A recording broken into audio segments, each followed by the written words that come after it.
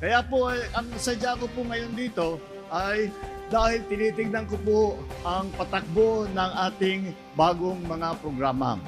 Yung isa po dyan, nakita po ninyo, nag-distribute kami ng konti ng mga tigsa sa 10 kilo na sako ng bigas. Ito po ay nanggaling sa LGSF. Yung pagbigay ng tigsa 10 kilo na sako ng bigas ay gagawin namin 6 na beses sa bawat taon.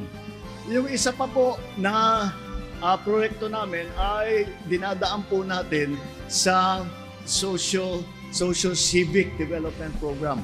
Ito naman ay para sa mga barangay. Binigyan po natin ang bawat barangay ng tigda 200,000 piso. Ang hiningi lang namin sa ating mga barangay official, kalahati dun ay gagamitin para sa scholarship. Kaya nagkaroon na ng tinatawag na Presidential Scholar. That's dun sa 40,000 plus na barangay sa buong Pilipinas, nabigyan na natin ang 23,431. Halos ang kalahati na natin. Tiyakin po natin na lahat ng nangangailangan ay mabibigyan natin ng tulong. Kaya po, asahan po ninyo na ang pamahalaan ninyo ay nandito, kasama ninyo, hindi po kayo nakakalimutan. Asahan po ninyo yung pamahalaan ninyo ay laging nandito at laging iniisip kung paano kayong tulungan, kung paano tulungan ang mga nangangailangan ng tulong, kung paano alalayan ang pang-araw-araw ninyo na buhay.